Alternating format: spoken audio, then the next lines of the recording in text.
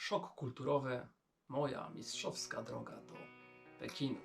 Zapraszam serdecznie do oglądania reportażu z wyprawy do Azji. Będzie się działo, także lecimy na pełnym petardzie.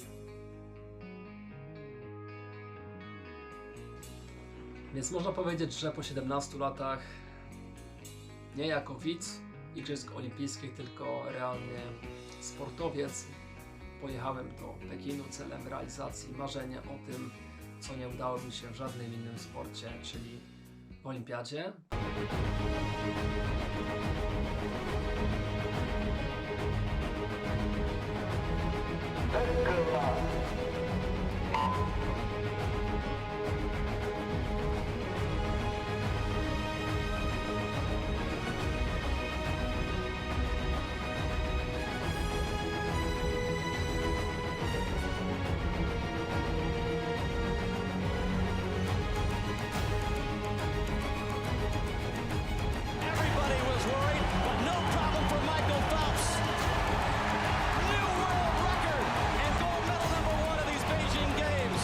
I trochę poczuć cząstkę sportu olimpijskiego na sobie, więc pojechałem w tak szczególne miejsce jak Pekin, zobaczyć właśnie przede wszystkim stadion Ptasie Gniazdo.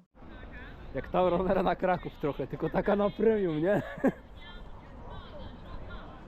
Tauron Arena Premium, Pekin Olympic Park. Także na pełnej. Marzenia się spełniają. Jest stadion olimpijski, a zaraz koło niego tutaj znicz olimpijski symbolizujący narodzenie Igrzysk Olimpijskich, także grubo.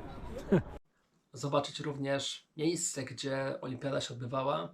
Jak się okazuje, również jest tam mur, w którym są wytatuowane nazwiska, wyryte są nazwiska wszystkich sportowców, którzy takie medale zdobywali. Zgodnie z tym, co mówiłem i kręciłem, oczywiście symbol Igrzysk w Pekinie 2008 rok, złoto, srebro, brąz. Tutaj znajduje się cała lista medalistów Igrzysk Olimpijskich. Teraz sobie znajdziemy Usaina Bolta i polskich medalistów. Tutaj oczywiście takie wzgórze widokowe, flaga chińska i oczywiście stadion Ptasie Gniazdo. Także naprawdę fajnie, że tu przyjechałem, mogłem Wam to pokazać, być w tak szczególnym miejscu, gdzie pierwszy raz ten Pekin za mną chodził w 2008 roku. W radiu słyszałem, jak Michael Phelps zdobył swoje 8 złotych medali, pobijąc rekord czasu i wszechczasów. Słuchajcie, mówiłem, że znajdę i znalazłem. Pekin 2008 jest 100 metrów mężczyzn, Usain Bolt, Jamajka, Thompson Richard, Tobago, United States, Dix Walter, trzecie miejsce, 100 metrów.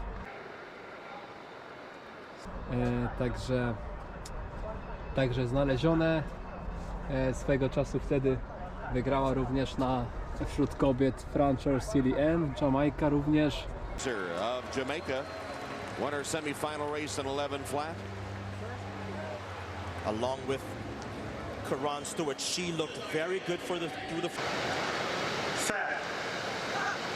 8. And I said the youngsters have no baggage to bring, reminiscent of Usain Bolt.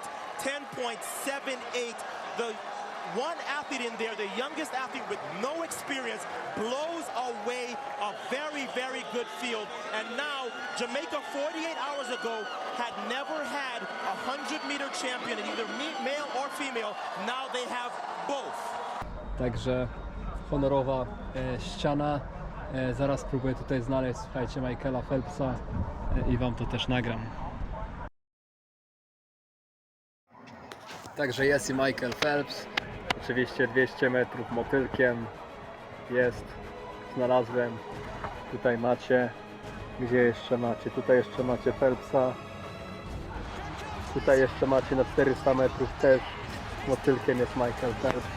Tutaj znowu jest Michael Phelps. Także no tutaj gościu jeszcze znowu Michael Phelps. Także Phelps dokładnie tutaj wyrósł swoje imię i nazwisko na ścianie olimpijskiej w tym oto miejscu. Także no niezwykłe. Gość, który, słuchajcie, no zapoczątkował tą całą historię z tego tutaj wyjazdu, można powiedzieć, u mnie w moim życiu. jest na tej tablicy w tym oto miejscu. Także niezwykła sprawa, fajnie to sfilmować, być tutaj i Wam to też pokazać. Oraz oczywiście moim wielkim marzeniem, jednym z 7 cudów świata było zobaczenie muru chińskiego.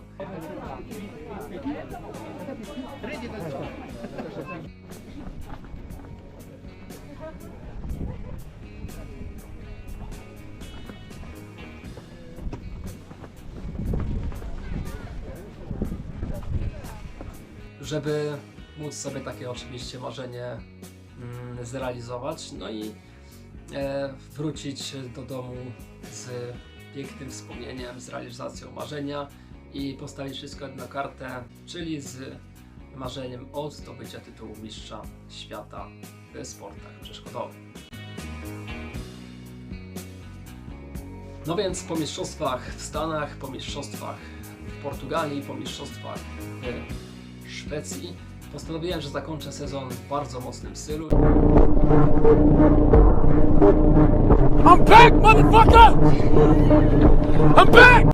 Federacja Pięcioboju, czyli dyscyplina olimpijska, postanowiła swoje mistrzostwa świata zorganizować od tego roku, czyli 2025 roku, otwarte dla przeszkodowców oraz dla pięcioboistów. W związku z tym tu była otwarta furtka do tego, że każdy, kto miał możliwość wystartowania, czy to w wejechówce, czy to w elicie, mógł po prostu się o taką kwalifikację starać, więc dla mnie to była dosyć duża szansa, żeby zakończyć rok w takim właśnie mocnym, sportowym stylu. Dlatego stwierdziłem, że po tej rozmowie z tym właśnie znajomym od razu przed oczami pojawił mi się obraz jednego filmu, oczywiście Forrest Gump, gdy to tytułowy bohater gra sobie w tenisa w Chinach. Army decided that I should be on the All-America Ping Pong team. We were the first Americans to visit the land of China in like a million years or something like that. Somebody said world peace was in our hands. But all I did was play ping pong. When I got home, Gdzieś tam i widzisz tą postać tego bohatera, widzisz ten obraz tego Mao i widzisz innych tutaj przedstawiciele Federacji Chińskiej, którzy dopingują swoim sportowcom. Ja, że lubię realizować różne śmiałe i często popierdzielone pomysły.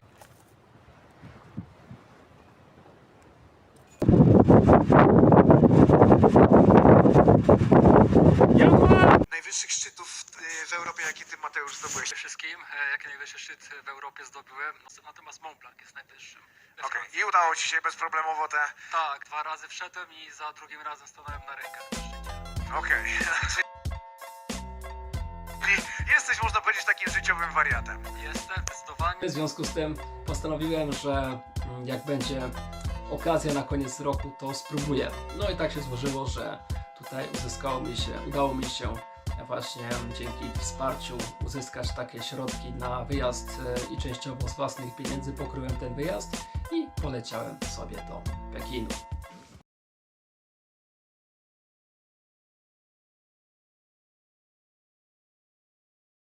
Nie zawsze wygrywa ten silniejszy, czasem wygrywa ten, który nie przestaje próbować. W związku z tym czasem, kiedy wstajesz i padasz, ważne, żeby się podnosić i próbować dalej, więc moją motywacją do tego było, żeby próbować dalej, pomimo tego, że zwyczajnie w świecie nie udało mi się wcześniej tego mistrzostwa czy medalu świata zdobyć.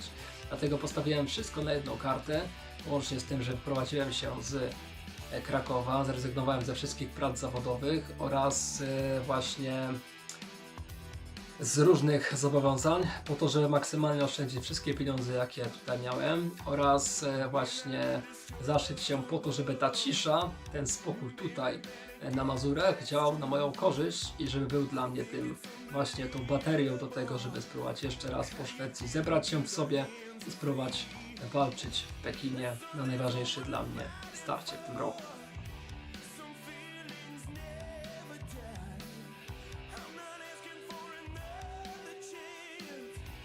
Rocky Mode, czyli przygotowania. Tak się złożyło, że na koniec tego roku postanowiłem, że wrócę do Giżycka, zaszyję się dosłownie tutaj na Mazurach, zacznę trenować bez żadnego wsparcia, czyli z planem treningowym, który sam właśnie sobie zaprojektuję i w jednostkach treningowych, które również sam zaprojektuję. W związku z tym zaszyłem się tutaj na Mazurach i mój plan pod tytułem Operacja Bolt, czy Rocky Mode, można powiedzieć, był systemem treningu, w którym to dosłownie trenowałem jak Rocky po to, żeby być w szczycie swojej formy. Innymi słowy, co to znaczyło?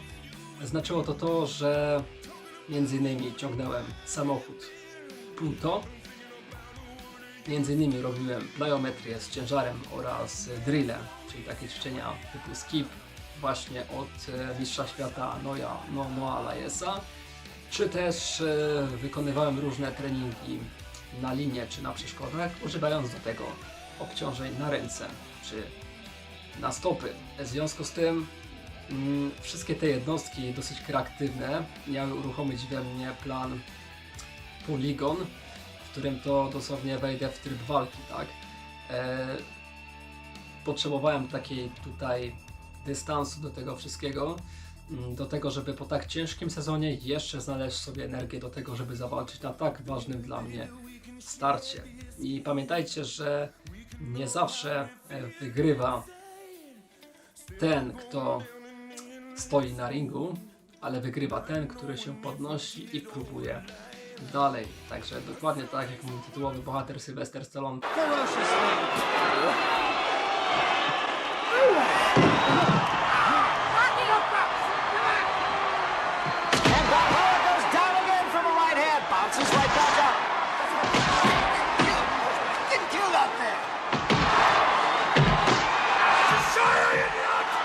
Balboa has taken Ivan Drago's best puncher so far. He's tired, he's bleeding, but he's on his feet and he's on the line.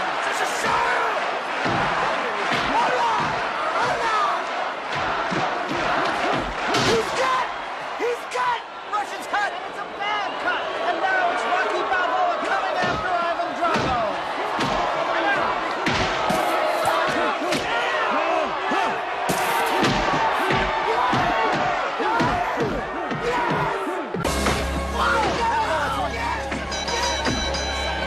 W części 6 o tym, że nieważne ile razy upadniesz, ważne ile razy wstaniesz i jesteś w stanie przyjąć te ciosy i próbować dalej. Let me tell you something you already know. The world ain't all sunshine and rainbows. It's a very mean and nasty place, and I don't care how tough you are, it will beat you to your knees and keep you there permanently if you let it. You, me, or nobody is gonna hit as hard as life. But it ain't about how hard you hit. It's about how hard you can get hit and keep moving forward. How much you can take and keep moving forward. That's how winning is done. Now, if you know what you're worth, now go out and get what you're worth. But you gotta be willing to take the hits and not pointing fingers saying you ain't where you want to be because of him or her or anybody. Cowards do that and that ain't you! W związku z tym, zupełnie jak Rocky, próbowałem dalej aż do skutku. Ponieważ w Portugalii wywalczyłem 4. miejsce w kategorii wiekowej. Później pojechałem do Stanów i tam wywalczyłem 20. miejsce na świecie na Mistrzostwach Świata. W Irlandii zdobyłem złoto oraz srebro oraz w Szwecji zdobyłem swoje 8. i 9. miejsce. W związku z tym nie było to miejsce medalowe na Mistrzostwach Świata, czyli poziomem wyżej od Mistrzostw Europy są Mistrzostwa Świata i moim marzeniem było zupełnie wtedy, jak w 2024 roku na Odysei Mistrzostwo Świata Władka pobudziło mój progres i moje ochotę do trenowania ponownie sportów przeszkodowych. Chciałem również zakończyć ten rok właśnie zdobyciem takiego tytułu. Czy mi się to udało? Oglądajcie do końca. Logistyka i przygotowanie. Więc przygotowania do wyprawy do Chin, jakby mogło się tutaj dla Was spodziewać, wymagają oczywiście planowania z wyprzedzeniem pewnych rzeczy i zaplanowania sobie różnych rzeczy. Jeżeli wiecie, Chiny są krajem tutaj o ustroju komunistycznym, no i tutaj są pewne ograniczenia co do funkcjonowania w takim kraju. W związku z tym, o ile dla innych nacji obowiązuje tam wiza, tak do 2025 roku dla obywateli polskich Rzeczypospolitej nie obowiązuje tutaj ruch wizowy. W związku z tym można tam jechać bez wizy, ale z ważnym paszportem, tak? Czyli musisz mieć ważny paszport do tego, żeby się tam poruszać. Dodatkowo oczywiście potrzebujesz jakiejś podstawowej wiedzy na temat tego kraju, czyli przede wszystkim to, że paszport jest ważny i musisz się na nim poruszać. Oprócz tego oczywiście potrzebujesz ubezpieczenia do tego, żeby tam być, ponieważ oczywiście jeżeli coś by Ci się stało, koszty leczenia są dość wysokie w kraju chińskim, w związku z tym no też warto coś takiego mieć i nie narażyć siebie czy rodzinę na takie koszty. Kolejna rzecz jest taka, że Chiny mają zablokowane m.in. różne komunikatory oraz Google, w związku z tym Google działa bardzo słabo, jest tam bardzo mało informacji. Komunikatory takie jak Google Maps czy social media takie jak Facebook, Instagram, Gmail, one bez tutaj nakładki w postaci VPN-a nie działają. Czyli jeżeli wybieracie się do Chin, warto rozważyć właśnie tutaj albo taką wtyczkę, albo oczywiście wykupić specjalny tutaj pakiet internetu, który pozwoli Wam, żeby te informacje, żeby te aplikacje Wam działały, ponieważ tam świat funkcjonuje trochę na przede wszystkim funkcjonowaniu na jednej aplikacji głównej, czyli Alipay, która zawiera m.in. płatność kodami QR, zawiera informacje na temat transportu, czyli lokalny transport typu Didi, nie Uber czy Bolt, bo tam to nie działa, czy na przykład różne wiadomości ze świata oraz social media chińskie zawiera ta aplikacja oraz też tutaj właśnie możliwość pożyczenia różnych rzeczy, czyli to wszystko zrzesza się w jedną aplikację, w której działa społeczeństwo. Tak samo dotyczy to innej aplikacji, WeChat, która jest komunikatorem i systemem płatności, czyli te dwie aplikacje są głównymi komunikatorami w Chinach. Pozostałe rzeczy nie są mi znane, jeżeli chodzi o takie systemy płatności. Jest możliwość płatności tutaj gotówką, ale jest to oczywiście bardzo rzadki przypadek, ponieważ większość tutaj płatności odbywa się w systemie QR, czyli masz podpięty właśnie portfel, czyli inaczej kartę bankową do tego systemu płatności. Po prostu skanujesz podczas transakcji swoją kartę, w związku z tym pieniądze po prostu schodzą Ci z konta w taki sposób. Jeżeli chciałbyś płacić w inny sposób, czyli też wybrać pieniądze z bankomatu, no to niestety karta plastikowa Ci się tutaj nie przyda, ale przyda Ci się właśnie ten kod QR. Tak samo w przypadku wybierania pieniędzy z bankomatu również trzeba to wszystko robić na kod QR, który wcześniej musi być wygenerowany, więc może się zdarzyć sytuacja, że jeżeli przejdziesz do Chin i załatwisz sobie internetu wcześniej, bądź i załatwisz sobie różne wkładki, no to niestety, ale możesz się zdziwić z tym, że nie będzie Ci nic działać w Chinach, także lepiej się na coś takiego przygotować. Jest oczywiście język, czyli w Chinach obowiązuje urzędowy język chiński. Język angielski uczy się dzieci w szkołach, więc część społeczeństwa potrafi mówić po angielsku, ale... Hey man, you said you have identified a suspicious male here? Yes, Yesi. Can you be more specific? Big and black. Looks very dangerous. Where? Where? Here. It's just a pack. Oh, you mean male. I guess we're fine then. But he says it's a bum. Więc większość tych osób potrafi jakieś pojedyncze zdania skleić, ale żeby prowadzić prawdziwą rozmowę, to właśnie ta aplikacja tutaj Alipay jest dość, czy WeChat jest dość wygodna, ponieważ ona zawiera tłumacz. W związku z tym często te konwersacje polegały na tym, że jeżeli nie byłem w hotelu czy gdzieś indziej, no to trzeba było się komunikować właśnie za pomocą translatora i wtedy ta osoba wpisywała po chińsku to, co chce powiedzieć, to mi tłumaczyło na angielski odwrotnie, tak? Także to był jeden system właśnie działania. Kraj bardzo zamknięty, w związku z tym niewiele Chińczyków wyjeżdża stamtąd i większość po prostu żyje w Chinach, w tym swoim ustroju. Ja, że zobaczyłem tylko i wyłącznie praktycznie jeden fragment, prowincję.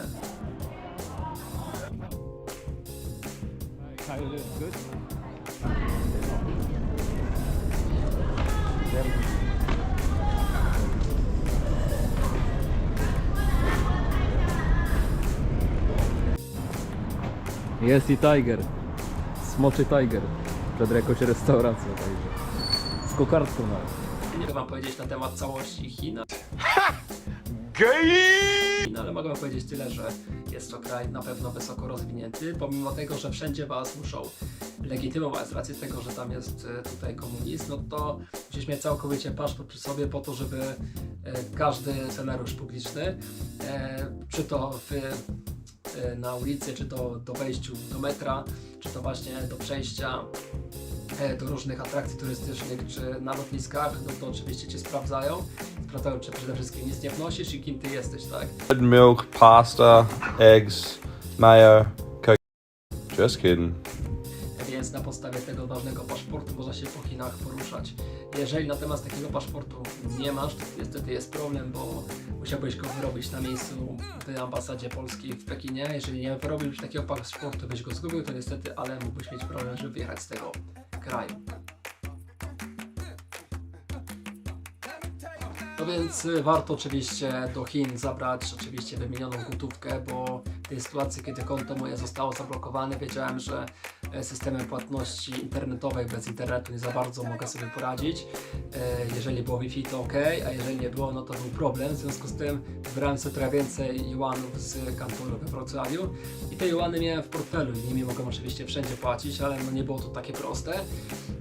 A jeżeli korzystacie z karty, to oczywiście to wszystkie są terminale do tego dostosowane, ale nie zapłacicie z karty, tylko właśnie z kodami QR, czyli tutaj warto rozważyć przede wszystkim korty walutowe, jedne albo dwa i oczywiście mieć kartę zapasową, taką żebyście nie wylądowali w sytuacji, że jedno konto Wam zablokują, na drugim nie macie środków i jesteście po prostu już bez środków, możliwości wybrania tych środków z konta, bo takie sytuacje się u mnie zdarzyły.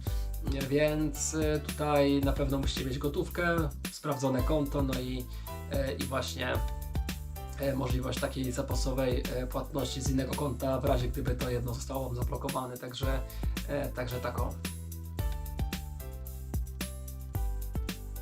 No więc jeżeli chodzi o kulisy przygotowania do wyjazdu do Chin, tutaj ja korzystałem z e-booka na temat podróży po Chinach autorstwa Weroniki Truszczyńskiej, która mieszka w Szanghaju od 10 lat. No i ona napisała takie e-booka, które jest aktualizowane dzięki różnym osobom, które tam mieszkają. W związku z tym mogłem się dowiedzieć wiele informacji dosyć ciekawych o tego, że są różne potrawy, żeby zamawiać częściej jedzenie w galeriach, bo jest sprawdzone. To też na przykład to, że woda pitna jest w Chinach na wagę złota, w związku z tym lepiej kupować wodę butelkowaną, aniżeli pić gdzieś tam z kranu, czy przygotowaną taką wodę właśnie. Właśnie to, że zdarzają się różne kradzieże, różne oszustwa na porządku dziennym, może w większych, mniejszych miastach i tak dalej, że trzeba na to uważać. Co do tych systemów płatności również się dowiedziałem, że tak to działa, jakie aplikacje trzeba pobrać oraz to na przykład, że dla nich systemem map jest AMAP, taka aplikacja, która właśnie zawiera chińskie mapy oraz chiński transport, który można łatwo trafić. Tak samo nawet AI, jeżeli wpisujesz jakąś informację na temat Pekinu, to też nie do końca bazuje na rzeczywistych informacjach, bo on też bierze informacje z Google'a, a Google nie potrafią wszystko właśnie przez tą cenzurę sprawdzić, więc czasem bywało tak, że wchodziłem sobie do restauracji z Oskarem i Oskar patrzy na mapę Google'a. Jest tutaj z nami Oskar i Tomek. Jest, jesteśmy. Coś chciałeś powiedzieć, ty srebrny medalistą Mistrzostw Świata? Chciałem powiedzieć, że jest tutaj bardzo ładnie. Polecam wszystkim przyjechać, ale pamiętajcie, żeby kupić bilety. Okej. Które działa, bo mieliśmy takie wtyczki. No i tam na przykład na jednej restauracji jest jedna ocena, tak? W głównej części Pekinu przy stadionie, nie? A w drugiej części na przykład jest 0 opinii, nie? I takie restauracje sobie były, więc ciężko było powiedzieć, czy to jedzenie jest dobre, czy nie, na przykład. Właśnie Weronika zrobiła takie e-booka, gdzie naprawdę na 150 stron opisała wszystko, co się dało, więc ja przed wyjazdem wypisywałem sobie najważniejsze informacje do tego, żeby przez ten tydzień czasu funkcjonować w tych Chinach i żeby no raz się nie zgubić, tak, a dwa,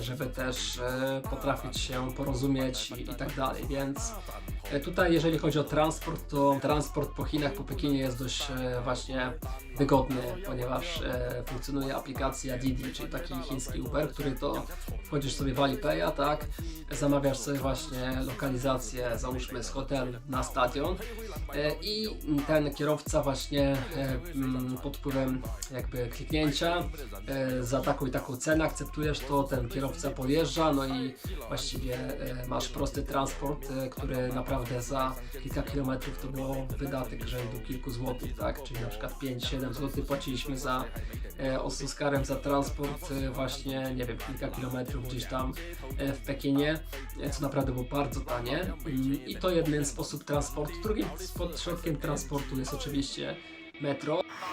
Dobra ziomki, idę sam przez metro. Jest godzina 23:28. Metro w Pekinie zamykają. Wybrałem się na wyprawę po kosmetyki dla swojej siostry i dla mamy o 20, nie? I jechałem godzinę, 20:50, jechałem godzinę w jedną stronę do galerii i nie trafiłem, gadają po chińsku, i nie trafiłem do tego sklepu, bo go zamknęli, nie wiem gdzie on jest, nie? Wróciłem 3 przesiadkami tu z powrotem, jeszcze na przystanek wcześniej. Słyszę jest z buta, nie działa mi tu lokalizacja, nic, nie mam tutaj neta. Po prostu chcę szukać miejsca do hotelu, no ale mam tam około 4. To w Pekinie jest dobrze skomunikowane, tutaj nazwy przystanków również są po angielsku, ale są również po chińsku, w związku z tym są w 2 językach tłumaczone, no i orientacyjnie jest dość łatwo się tutaj poruszać. Oprócz tego właśnie w Pekinach występuje właśnie tutaj taka kontrolna, która sprawdza za każdym razem, co ty wnosisz do metra, czy ty nie wnosisz jakiegoś niebezpiecznego urządzenia, bagażu, broni choćby nawet i tak dalej, czy po prostu wszystko jest ok, za każdym razem musimy przejść przez takie bramy.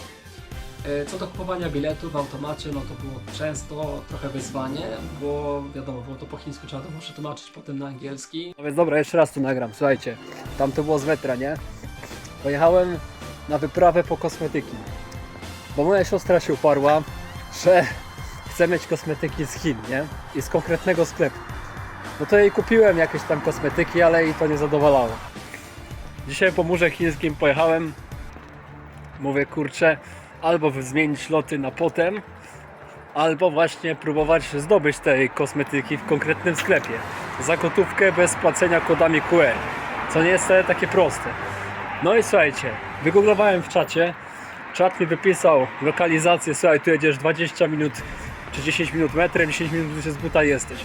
Okazało się, że to nie pasuje, nie? W związku z tym ja często też zaczepiałem tych różnych strażników, no i wchodziłem do okienka i płaciłem normalnie gotówką za bilet na metro.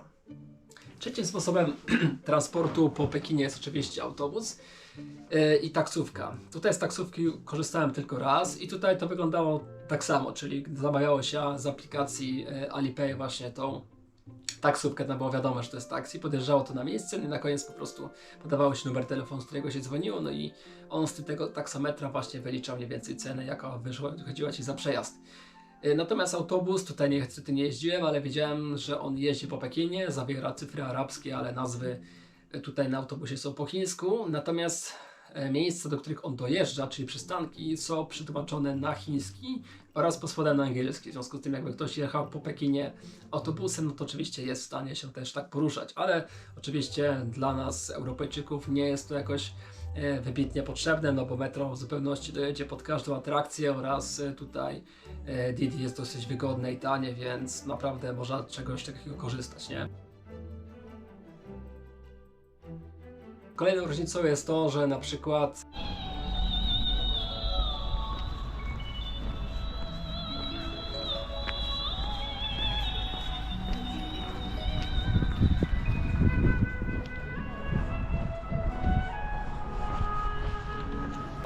często oni jeżdżą po ulicach, po chodnikach jeżdżą często właśnie z skuterami elektrycznymi. Spoko. Tutaj na pasach co stoją skutery. I one czekają na zielone światło, nie? Będą zaraz przejeżdżać. No, to tak o. Tam czerwone, tu ziomek na pasach, o proszę bardzo. Elegancko, przejazd dla skuterów. Nie ma problemu. Także może być sytuacja, że idziesz sobie po chodniku, a tutaj cię skuter mija, nie? Także te skutery jeżdżą zarówno po ulicy, jak i po chodniku, co w Europie nie jest za bardzo spotykane.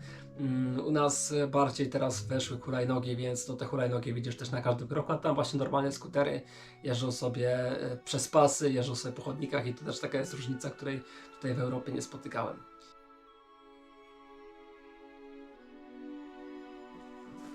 Co do funkcjonariuszy tutaj publicznych, czyli tutaj oczywiście jak się wchodzi, wjeżdża się do Chin, podobnie jak w Stanach, tutaj czeka na Was rozmowa z przedstawicielem służby celnej w Chinach i on Wam wytłumaczy jakby po co jedziecie i dlaczego. Zada Wam kilka prostych pytań, każe Wam właśnie tutaj, można powiedzieć, Waszą twarz czy dłoń, to zupełnie taka sama procedura jest w innych krajach. Ale też właśnie oni sprawdzają często Was w różnych miejscach, atrakcjach. Na przykład w sytuacji, gdy zwiedzałem tutaj plac tutaj przy samym zakazanym mieście Tiananmen, no to właśnie ten plac był na tyle strzeżony, że tak naprawdę przechodziłem przez 2 czy 3 bramki takie, skanowałem swój bagaż, musiałem udokumentować jakby po co tam idę i że nie jestem jakimś, wiecie, tutaj osobą o jakichś negatywnych tutaj zamiarach, tylko oczywiście, że jestem turystą i chcę coś zobaczyć, no to wtedy trzeba było rzeczywiście tak tutaj przejść przez te wszystkie służby i kontrole, żeby wejść na takie miejsce, nie? Więc tak naprawdę Chińczycy dość mocno tutaj skupiają się na tym, żeby ich kraj był bardzo mocno tutaj chroniony do tego, kto tam wjeżdża, kto wyjeżdża, po co wjeżdża i tak dalej, więc z jednej strony tutaj możecie się spodziewać takich różnych kontroli w różnych miejscach. Jestem w centrum placu, zaraz przy wejściu do zakazanego miasta, także przeszukali mnie tutaj z każdej strony. Normalnie tutaj to miejsce jest strzeżone bardziej niż Pentagon chyba, ale jestem, także na pełno. Czy atrakcjach, metrze i tak dalej, więc tak samo w metrze na przykład jest sytuacja, że wchodzicie do metra i z każdym wejściem wchodzi tutaj jakiś przedstawiciel jakby ochrony kolei, można powiedzieć, on w każdym wejściu sobie na każdym przystanku musi zmienić wejście i przejechać jeden przystanek, nie? Więc jest taka osoba również, plus te kontrole, wiecie, bagaży i tak dalej, więc nawet była taka sytuacja, że byłem gdzieś tam wieczorem zakupy, wracałem i już o 22:30 zamykali metro, no i musiałem wysiąść, wiecie, przystanek wcześniej, bez internetu, no i na mapie tutaj chińskiej. I koniec końców postanowiłem, że wrócę się jak najszybciej z powrotem, żeby się nie zgubić, bo skoro nie mam neta, to nie zamówię nawet tutaj Didi, musiałbym jakoś łapać taksówkę czy coś. No więc wróciłem się z powrotem i właśnie jestem w tym przystanku, który teraz widzicie, czyli Diatin-Ru czy jakoś tak, więc mam jakieś kilometr do hotelu, więc już się przejdę na spokojnie. Gościu mi po prostu pokazał, gdzie konkretnie się znajduję, żebym wiedział, którędy mam dojść na ostatni przystanek, żebym wiedział, dokąd iść do hotelu, nie? Także tak o Chinach jest dość bezpiecznie, także jeżeli byście byli tam po zmroku, w takiej typowej dzielnicy, a nie zapuszczaliście się w jakieś, wiecie, niebezpieczne miejsce, no to raczej nic Wam się nie stanie, nikt Was nie zaczepi, no bo ta policja rzeczywiście wszędzie jest i tam jest dość bezpiecznie pod tym względem na takich głównych deptakach i tak dalej, więc pod tym względem oczywiście można się czuć bezpiecznym, no i wiadomo zaopiekowanym, kiedy będziecie w sytuacji, kiedy rzeczywiście Wam komórka padnie, czy nie będziecie mieli internetu, czy dokładnie wiedzieć, w którym miejscu się znajdujecie, to oczywiście możecie zagadać takiego funkcjonariusza i on Wam oczywiście pomoże, nie? Z racji tego, że nie przyjeżdża tam dużo osób, nie? Także oprócz różnic właśnie w logistyce, takiej jak właśnie język, czy płatność, czy właśnie kultura, no to również jest różnica w jedzeniu.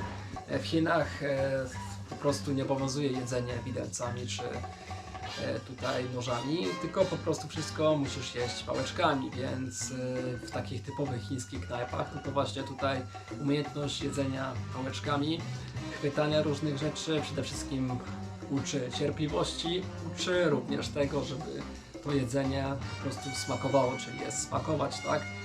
To jest dość ciekawe, bo w Europie, jeżeli jesz jedzenie, to jesz po to, żeby się najeść, a nie po to, żeby je posmakować. Także no tutaj jest taka różnica w kulturze, że oni często zbierają się w różnych restauracjach zamawiają kilka dań i po prostu sobie tak siedzą przy tym jedzeniu, ale nie jedzą go widelcami, tylko właśnie pałeczkami. Także tutaj takie rzeczy się zdarzały. No i co ciekawe, w Chinach myślałem, że jeżeli zamówię sobie jedzenie, to najczęściej będzie to potrawa z ryżem, czy z jakimś mięsem i jakąś sałatką. Okazało się, że ryż jest bardzo na deficycie tam. Jeżeli zamawiasz ryż, to z reguły jest to właśnie potrawa, która pałeczkami jest trudno do zjedzenia, a jeżeli jest klejąca, to oczywiście da się, więc ryż jest taki klejący się. Natomiast większość węglowodanów tutaj w tym jedzeniu to nie jest właśnie ryż, tylko przynajmniej tej części Pekinu, tylko właśnie są to makarony, czyli makaron jest gotowany praktycznie do każdej potrawy, czy to zupa, czy to drugie danie, właśnie makaron, jakaś ciecz, ostre sosy najczęściej, no i właśnie jakieś język, do tego jakaś właśnie surówka, czy coś jeszcze innego. Także takie zupki, czy takie dania zdarzały się właśnie dosyć często.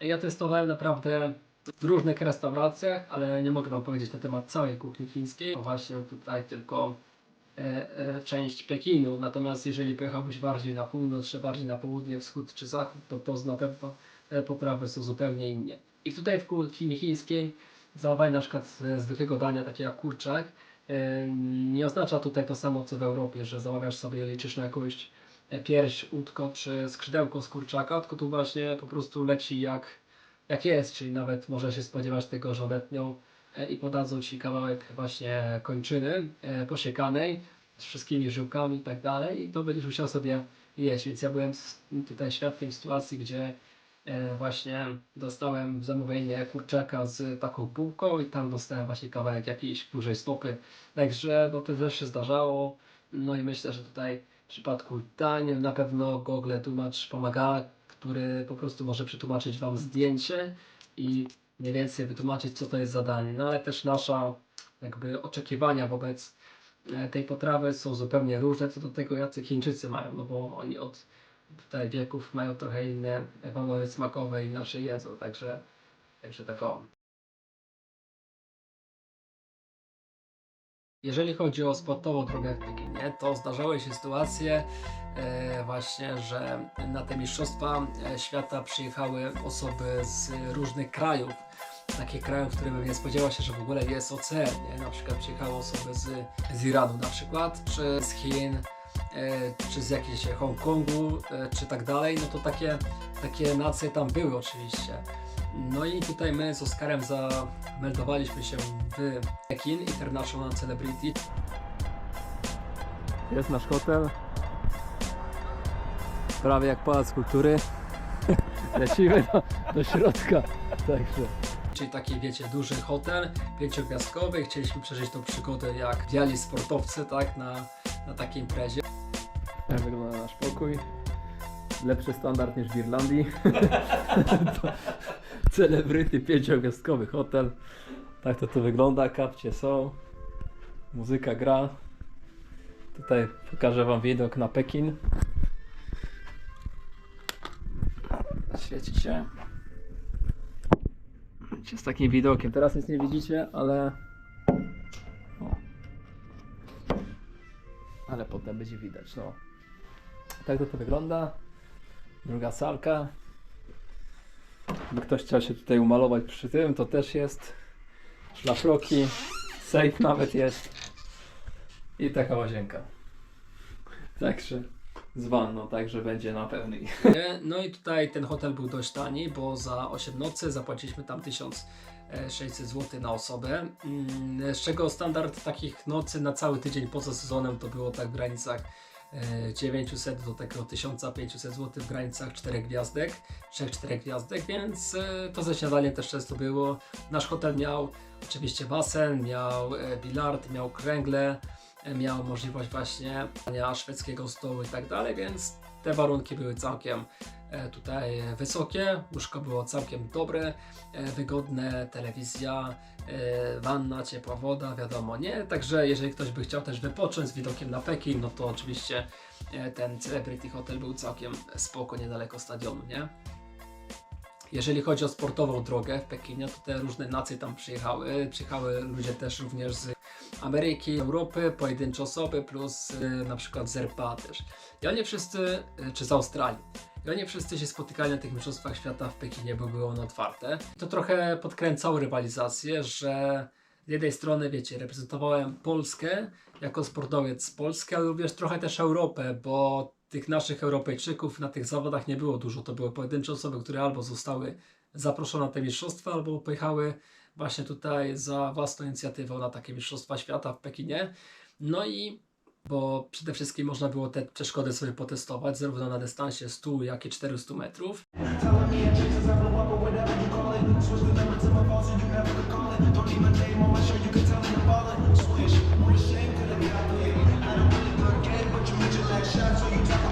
Także już po testach 400 metrów ogarnięte. Także przygotowany jestem. Dzisiaj sobie poleciałem taką trochę przepalankę lekką na 70%, całkiem spoko. Tomek w fajnym gazie jest nasz, Kuba też przygotowany. Także lecimy jutro o finały, tak? O finały 400 metrów, także będzie się działo. Co tam, Oskar, powiesz? Tiger jutro zostaje mistrzem świata. Albo pojutrze. Albo pojutrze. Pojutrze, no. Będzie się działo, także trzymajcie kciuki i tyle. Jeszcze po południu testy, seteczki, no i lecimy z tematem. Pozdro. Można było przyjść w ciągu porannej czy popołudniowej sesji, wiecie, poćwiczyć sobie na tych przeszkodach, sprawdzić sobie różne techniki, podpatrzeć też różne rzeczy od innych zawodników, przebiec się na stadionie i sprawdzić to wszystko, więc oni na takie tutaj opcje zezwalali. Ciekawostką było też to, że były dwie 100-metrowe tory. Pierwszy tor był tutaj bliżej trybun, na tartanie, tak jak w Szwecji. A drugi tor był właśnie na trawie. No i właśnie do końca nie wszyscy wiedzieli, na jakim torze będą startować. Czy te mistrzostwa będą odbywały się właśnie na tartanie, czy na trawie. Więc do końca trzeba było właśnie potem trochę testować tu i tu, żeby być przygotowanym na ten tor. Finalnie okazało się, że wystartowaliśmy na trawie, na dystansie 100 metrów, około 100, bo tam było 70 gdzieś. A na 400 metrów, no to tutaj było prawilnie kółko na stadionie, tak, były przygotowane przeszkody i naprawdę było przyjemnością to, że można było się przebiec w takim dużym stadionie, rzeczywiście takim piłkarskim dużym stadionie, dookoła bieżni, pokonując te przeszkody naprawdę między przeszkodami tempem na 3-0, czy szybciej, czy tam właśnie tak, więc to było niesamowite. I właśnie tutaj wiele sportowców w taki sposób kombinowało sobie różne strategie. Problem był też taki, że wiadomo, im więcej tam trenowałeś tych kombinacji, bardziej chciałeś, to też musiałeś liczyć z tym, że twoje ręce mogą być trochę bardziej zajechane takimi właśnie sesjami popołudniowymi czy porannymi, nie?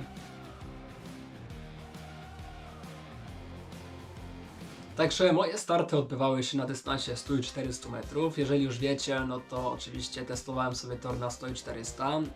Trochę można powiedzieć, że ten czas tutaj na Mazurach na początku trochę przechorowałem, potem przetrenowałem. No i byłem w dosyć dobrej formie, ale potem trochę wróciło do mnie znowu takie przeziębienie, nie? Nie wiem, czy to się wzięło z tego, że znowu coś złapałem infekcję, czy rzeczywiście to do mnie wróciło. Siema wszystkim, witamy z drugiego dnia mistrzostw świata, właściwie z treningu. Dzisiaj rano na sesji treningowej porannej robiłem sobie 400 metrów, czyli w częściach i w całości takie na 70, gdzieś tam 60%. Natomiast czułem się fatalnie na pierwszych treningach, właśnie z racji tego, że trochę te ręce już obtarłem i właśnie z tego, że wróciło do mnie to przeziębienie, no i ono mnie tak trzymało trochę. No ale oczywiście nie chciałem się poddać, no i trenowałem dalej, tak jak Rocky, nie poddaję się, wstaję dalej, trenuję. Siema, już po treningu setki, dzisiaj poranna sesja z Władkiem tutaj, z Kasią i z Filipem i z innymi tutaj zawodnikami sobie ładowaliśmy z Polski na setkę. Setka trochę inna niż nasza, standardowo. Troszkę drążki są w górę poustawiane, kołowrót tak wybija fajnie. No ta równoważnia też taka skośna, trzeba dobrze wejść. Klify są mega, nie będę brzydko mówił, ale tak średnie. No i najbardziej dziadowska przeszkoda na tym torze to są te kosze takie, nie? Tam trzeba dobrze wejść, żeby wejść w pierwsze tempo, a jak się nie wejdzie w pierwsze tempo, to trzeba zrobić swing, żeby to wyciągnąć, także tak to wygląda. I walczy dalej, ja też tak walczyłem na różnych treningach. Dzień, środa to była, czułem się już w miarę ok na eliminacjach, no i właśnie tutaj zostałem wyczytany do startu z przedstawicielem Federacji Rosyjskiej. No i właśnie myśmy we dwójkę startowali na dystansie 400 metrów.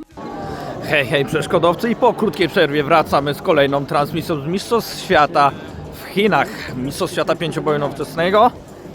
No ale tutaj mamy tor 400-metrowy i mamy na tym torze reprezentantów Polski. Kuba Gładki-Zawisowski już wystartował w jednej fali z Tomkiem Prykowskim. To już było za nami, natomiast przed nami Mateusz Mati Strupiński, czyli aktualny wicemistrz Europy na tym właśnie dystansie 400 metrów.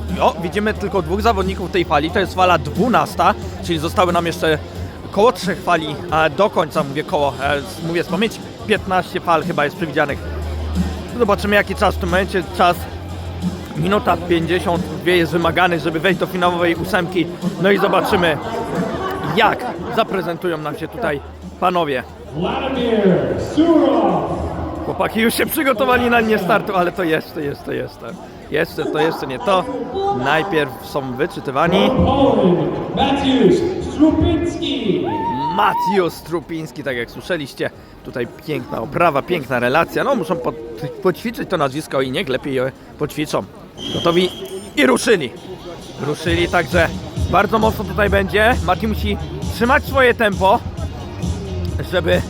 żeby walczyć. Tutaj awans do finałowej 8 mocno zaczął, ale no tutaj kolega z Chin równie mocno. Teraz mamy równoważnik, której nie widać, ale Mati tutaj na pewno po niej przeleci. No i powiedziałem, tak zrobił Mati. Mati przeleciał. No i jesteśmy już na rampie tutaj bardzo szybko, bardzo sprawnie. Mati nadrabia, teraz włącza swój Tiger Beast. No i dawaj, Monkey. Teraz Monkey, czyli element znany mu ze torów 100-metrowych, pięknie po nim przeszedł. Odcinek biegowy, mocno ciśnie Mati, bardzo dobrze to wygląda. Na razie jest ok, szybciutko napędził się tylko tym kołem, na chwilę nam zniknął, ale już za chwilę już się pojawił tutaj, cały czas na prowadzeniu, nic się nie zmieniło. Teraz taka kluczowa przeszkoda, czy pójdzie od strzała, ninja stylu, tak jest, pięknie, ależ tutaj nadrobił. No i to jest właśnie ten element, gdzie można sobie piękną przewagę pracować. Zobaczmy, kolejne znowu klipy, też w stylu ninja. No te umiejętności tutaj procentują. Doskonale przeszedł, bez błędu. No więc trzymaj to Mati. Teraz bardzo ważne, żeby nie zrobić jakiegoś błędu, żeby tutaj trzymać koncentrację do samego końca. Ścianka, ze ścianki wchodzimy już na ringi. Tutaj Mati, trzymaj. Bezbłędnie teraz, proszę Cię, trzymaj do końca. Mocno jest tempo, jest bardzo dobry czas na razie. Tak jest. W stylu ninja, dołożył na bicu. No i teraz mamy szybkie przeskoki. Tak jest. No i ostatnia przeszkoda. Tutaj wielkie koła w stylu ninja. Brawo, bezbłędnie. Dobrze, Dzida teraz Mati, Dzida do końca. Będzie bardzo dobry czas. No i jest, 1:47 na zegarku. Wydaje się, że to wystarczy, żeby wejść do finałowej 8, ale nie wyprzedzajmy faktów, jest wielu zawodników. Właśnie miałem taki komfort, że startowałem tylko we 2 osoby, więc startują, no to nie przeszkadzają sobie nawzajem, czyli 400 metrów polegało na tym, że wszyscy startowali z jednej linii, a nie było tak jak w Irlandii, że każdy mógł startować w odległościach jak na prawdziwej 400 jest, czy na 200, więc to trochę utrudniało sprawę, ponieważ jeżeli zawodników było więcej, to dochodziło właśnie do tutaj kolizji na tej siatce, pierwszej przeszkodzie, która nie powinna tam być, ale jednak była. W związku z tym ja miałem ten dosyć komfort w eliminacjach, że startowałem w 2 osoby, no i tutaj mogłem cały bieg tutaj kontrolować, no i tak rzeczywiście było. Wystartowałem, Oskar komentował, nie?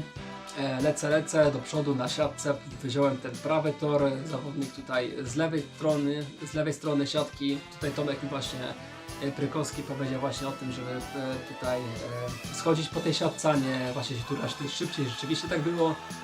Potem pokonałem równoważnie, szybko na właśnie rampę, no i potem już po drążkach już tego zawodnika doszedłem, no i potem już biegłem po prostu swoje, nie?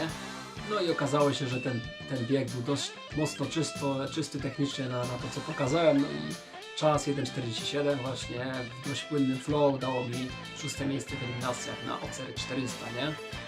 Następnie startowałem na 100 metrów i tutaj właśnie wieczorem na takim fajnym podbudowaniu startowałem, jak się okazało, potem na trawie.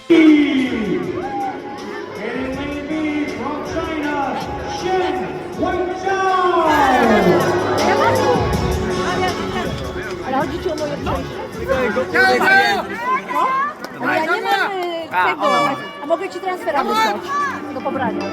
Group 15, watch out! Hammering through those monkey bars. And to the wall. Neck and neck. One of the tightest matches in history of today. Both men. Też ładnie. Idzie ładnie, no. Through the beam and into the diving hole. Both men make it through clean. Ładnie, ładnie. Dawaj, Mati. Klasa. Dobrze. Oj.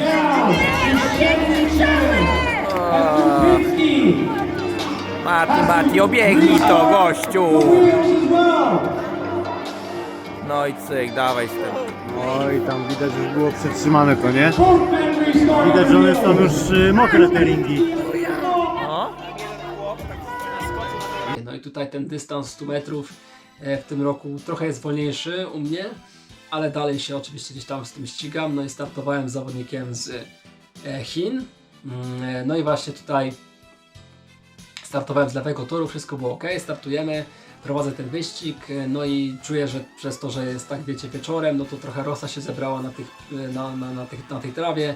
No i tutaj zawodnik z Chin pośliznął się na stepach, a ja zaraz chwilę potem na kołowrotach nie dopiąłem chwytu, no i spadłem. Nie musiałem powtarzać tą przeszkodę. Zaraz obok skacze Chińczyk i on też nie chwyta kołowrotu, no ale ja za drugim razem już chwyciłem, dopiąłem, podbiegłem pod rampę i ten wyścig wygrałem. Także tak się zakończył mój dzień środowy na Mistrzostwach Świata w Pekinie.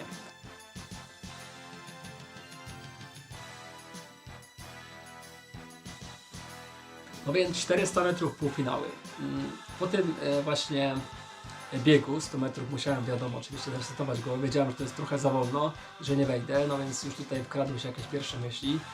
Natomiast tutaj przygotowałem się na wyścig, na walkę o medal i to była moja jedyna szansa na tych Mistrzostwach Świata w tym roku. Na walkę z zawodnikami takimi jak właśnie bracia Beckstrand, Luke czy Kai. Zarówno Luke jak i Kai byli przez cały sezon i sezon wcześniej no, w czołówce Mistrzostw Świata, no i zdobywali złoto czy srebro. Kai swego czasu zdobył złoto w Dubaju, został mistrzem świata, a rok później jego brat, zostaje również mistrzem świata, rekordistą świata na nowej setce. W związku z tym to są oboje mistrzowie świata aktualni na dystansie sprintu przez przeszkody. Dodatkowo weszedł do tego półfinału również właśnie mistrz świata pięcioboju, czyli Brandon Halley z RPA na 5 km. Oczywiście jeszcze startował, wszedł właśnie Chińczyk, Filipińczyk czy Leon Kolfet, czyli też mistrz świata OCR z 2024 roku właśnie ze Stanów Zjednoczonych, czyli naprawdę ekipa była zacna.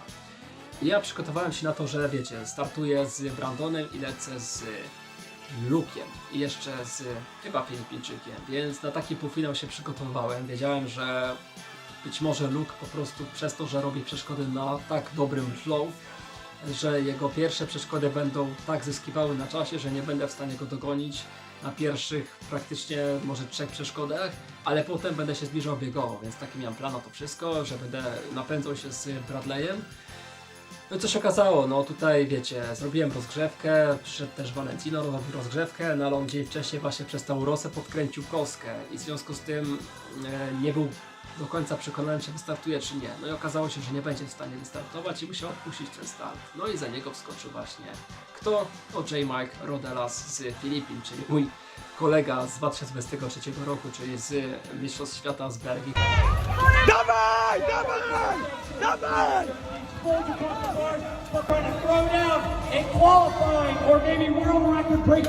Gdzie tutaj sprał mnie na 100 metrów.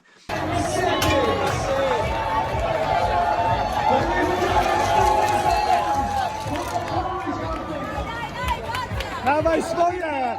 Swoje!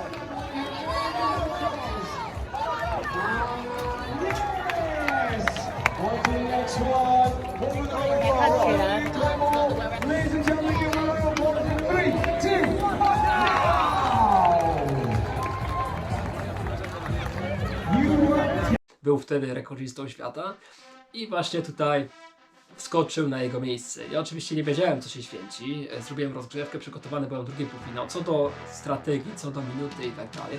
Przeszedłem przez Calling Room, czyli takie miejsce, gdzie zawodnicy są wyczytani na swój start.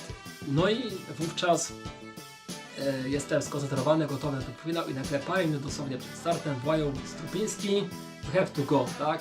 Wołają tutaj moje nazwisko i mówią, że ja muszę iść na start. Zrozumiałem, że chodzi o to, że muszę przejść tutaj do drugiej fali i czekać na swoją kolej. Okazało się, że ja muszę wskoczyć na pierwszą falę, która już czeka na starcie, tak? Czyli nie wiem, co się wydarzyło. Nagle, wiecie, zarówno ja, jak i Rodelas, J-Mark właśnie jesteśmy w pierwszej fali, startujemy i obok mnie kto stoi? No właśnie Kai Bäckström, czyli mistrz świata z tamtego roku. Stoi koło mnie właśnie Chińczyk. Właśnie J-Mark, Filipińczyk i ja jestem na start. Finalists are decided. We will find out who wins that later. That final will be an ultimate race of the day. Right, we move into the elite men's category now in heats 3 and 4 of the day. We'll start with the first semi-final, Kai Bäckstrand, Yiki Lee, and there has been a withdrawal from this particular semi-final. Valentino Davana from Italy has been replaced by Mark Rodelas from the Philippines. Yeah, and then we've got Maciej Strupiński from Poland.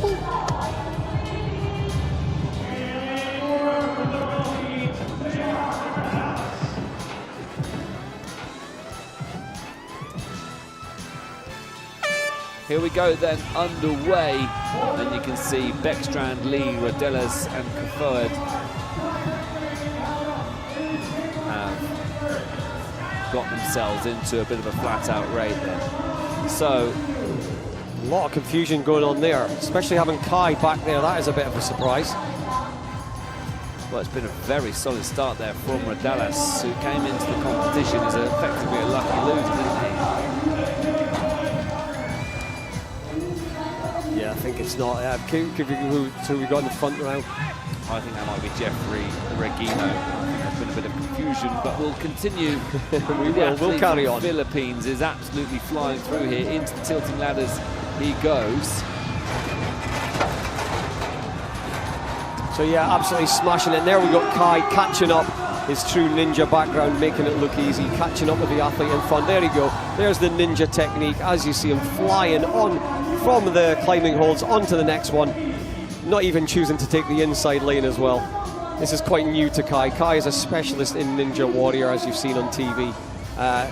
There is 2 Bäckstrands as well, so Luke will be coming on the next heat. No spoilers there, but check him out on the rings. Here we go. So yeah, as he heads on, making it easy. He was in 3rd place at one point, but absolutely flying now. Kai Bäckstrand straight through the final. I mean, I can say that confidently. You can see the way he did the rings. He's an absolute legend, but I tell you what, his brother is faster, and we have got him coming up in the next heat. Well done, Kai Bäckstrand from USA. Yeah, so well done to all of our athletes. Next athlete, number 2 there. That is Yiki Lee from China. And then we had a little bit of a confusion. Where with the Filipino athlete coming in now? I think that is Mark Rodelas. Yes, it is, as we can confirm, number 4. A little bit of a mix-up on our sheets. We had a late pull-out. The athlete who you saw in our demonstration video, he's the one that pulled out, Valentino Davana. So a little bit of a mix-up. But as we can see, our athletes straight through into the next round. And well done to Maciej Strupiński as well. Nie wystartowaliśmy, to jeszcze powiedziałem w sumie do J-Marka, więc to słuchaj, jest siatka, może być tutaj dosyć tłoczno, nie przeszkadzajmy sobie nawzajem, leć swoim torem, tak?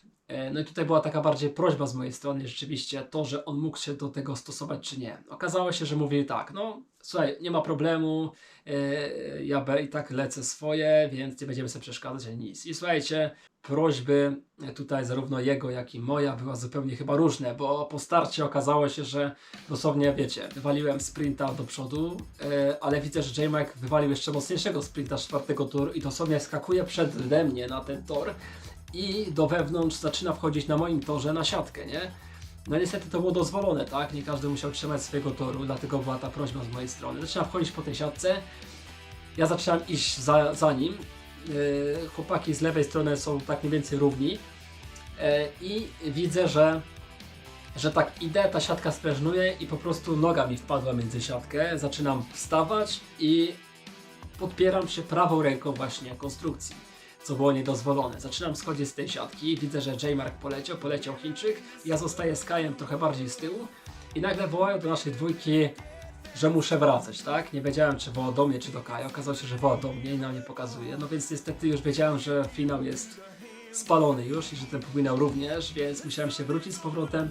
Leciałem tutaj na tą siatkę znowu już sam, no i goniłem tutaj już J-Marka tutaj przez cały dystans, no bo już Kai, wiadomo, odleciał tym swoim flow i niestety nie było w stanie go dokonić, więc przechodziła pierwsza dwójka, ja cały dystans biegłem czwarty, zbliżałem się do trzeciego miejsca, ale niestety go nie dogoniłem. Także niestety półfinały nie były dla mnie tutaj szczęśliwe. Można powiedzieć, że trochę niesprawiedliwe, ale tak to się stało. No i wylądowałem finalnie na 8. miejscu na Mistrzostwach Świata. Co można powiedzieć 8. miejsce na świecie, Mati, jest przecież super wynik i tak dalej, no ale wiecie, jeżeli walczysz na światowych cenach, stawiasz wszystko na jedną kartę i walczysz do końca, no to takie miejsce oczywiście jest ok, jest super osiągnięciem, ale na pewno nie zadowala mnie to tak w pełni, nie? Więc na pewno tutaj rozważę, czy gdzieś tam może kiedyś nie spróbować znowu, tak? Także pamiętajcie, nie wygrywa nigdy ten, co bije i jest najsilniejszy, najmocniej, tylko właśnie ten, który wstaje i walczy dalej do końca, tak? Także wstaje, przyjmuje ciosy, walczy dalej, przyjmuje ciosy i walczy dalej. I wtedy ta osoba, kiedy w przyszłości podniesie rękę do góry w geście triumfu. Głębokie w to wierzę, że tak będzie, także tak było w półfinale. Dobra, Mati goni, bo niestety to będzie And here comes J-Mark Morales. Ajajaj. Taka szkoda.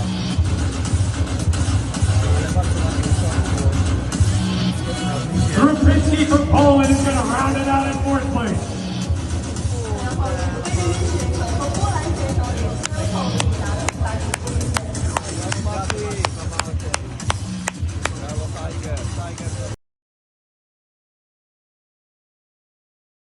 Wiecie, właśnie byłem tak blisko, że te porażki są właśnie może tym paliwem, które kształtuje mistrza. Może sęk w tym, że coś w tej takiej trochę gadce motywacyjnej jest, że 1000 porażek, że w końcu definiuje jeden sukces, także Got fired from every single job he ever tried. All this guy knows up until 21 years old is failure. He's never tasted success. He just gets up and keeps trying, fails, gets up and keeps trying.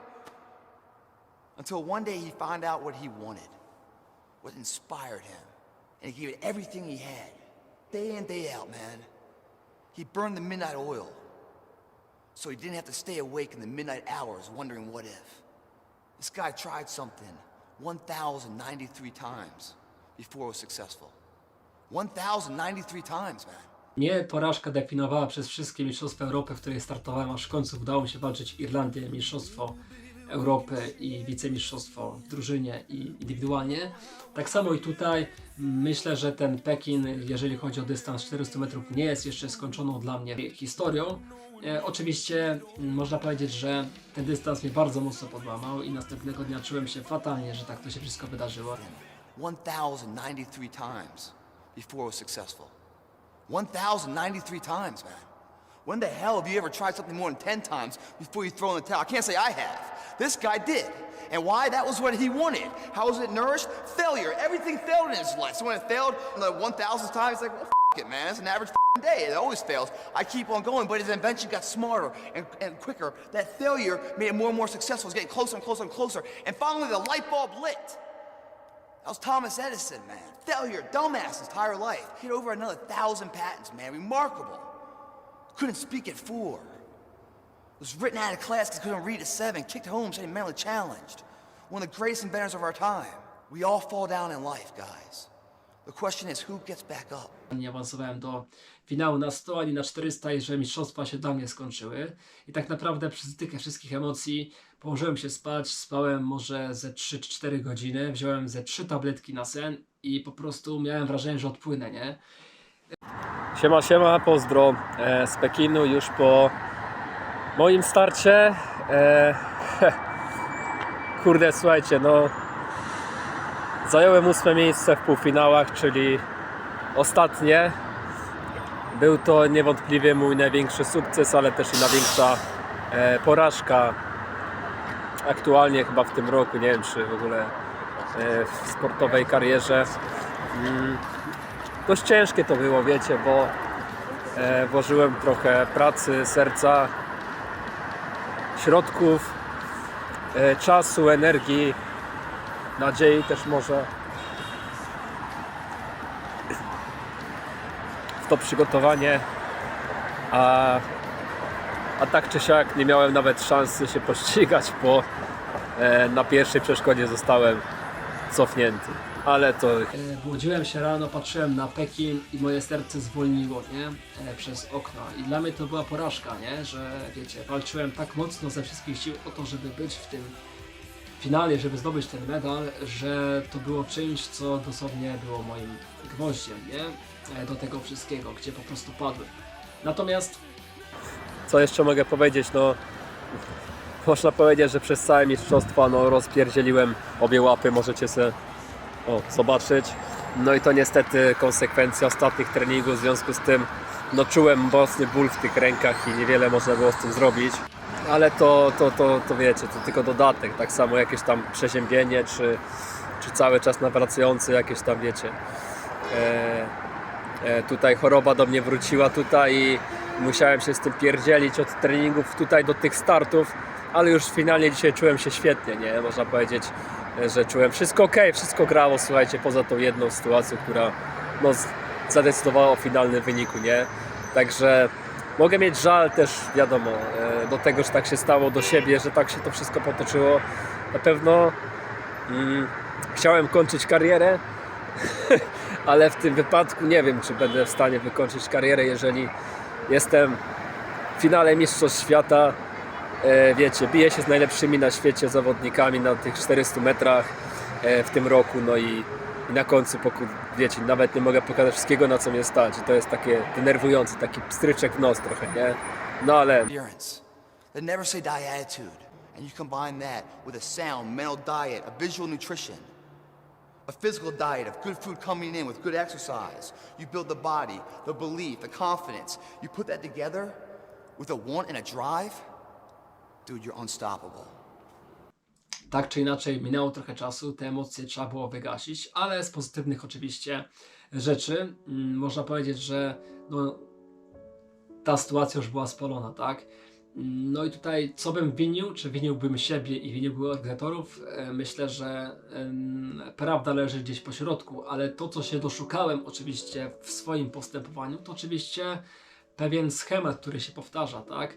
Zarówno w Belgii w kategorii wiekowej byłem 8, zarówno w Szwecji na Mistrzostwach Świata w drużynie również byłem 8, tak samo tutaj byłem również 8, tak? Czy to jest coś, co powinienem powiedzieć, że to wszystko, na co mnie stać? Myślę, że nie, ale kwestię winiłbym tutaj moją podświadomość i głównie lęk przed tym, że przede wszystkim z takimi rywalami jak J-Mark przegrałem już raz w dosyć mocnym stylu, czyli w finale, tak samo jak i tutaj.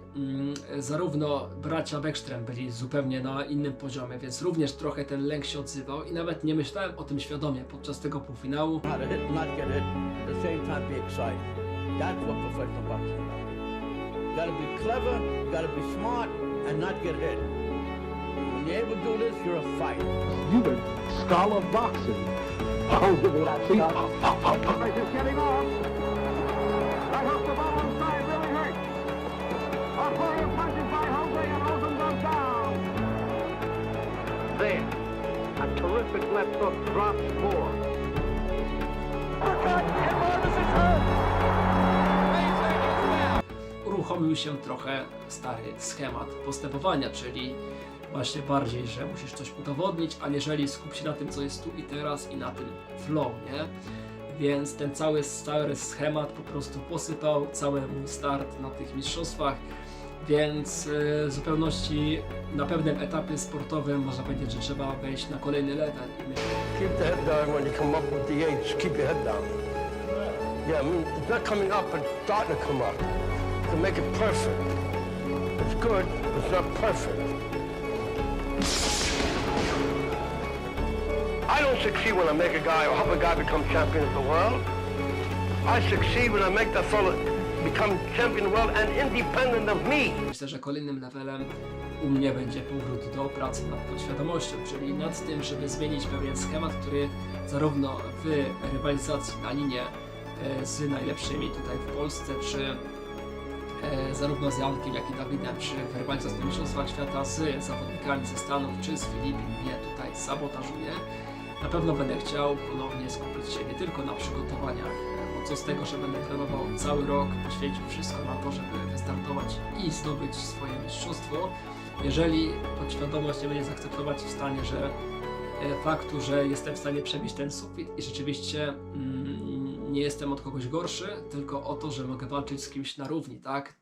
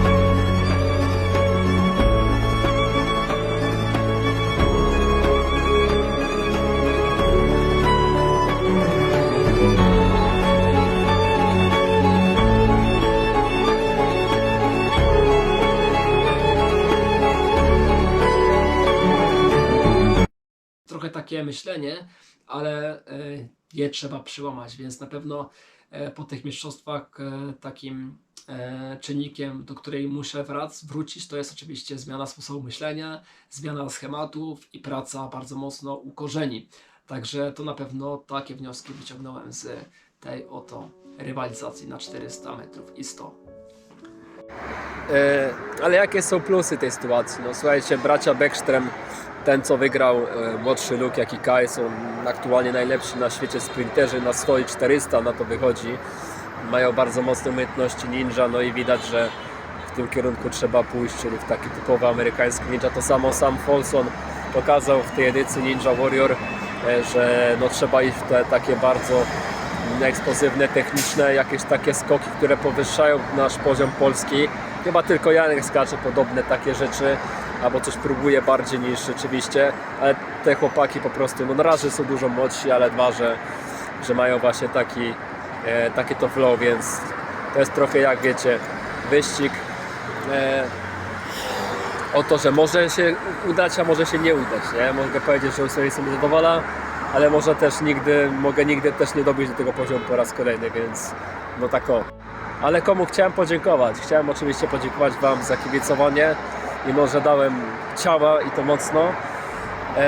Chciałem podziękować oczywiście Pawłowi za to, że mnie przygotował wcześniej cały rok i całe kolejne wcześniejsze lata. Komu jeszcze? Na pewno Sokołowi też, Władkowi za to, że wygrał to Mistrzostwo Świata rok temu w Kostaryce. Gdyby nie to, to myślę, że bym został już na statkach wtedy i nie chciałbym tutaj wracać, żeby te sportowe wszystkie projekty, wiecie, kontynuować. Tak, no to jeszcze chciałem sprawdzić, czy jeszcze na coś mnie stać. Także tak, to gratulacje dla zwycięzców, gratulacje dla polskich medalistów, dla Filipa, Kasi, Marka. No i tyle. Pozdro, do zobaczenia.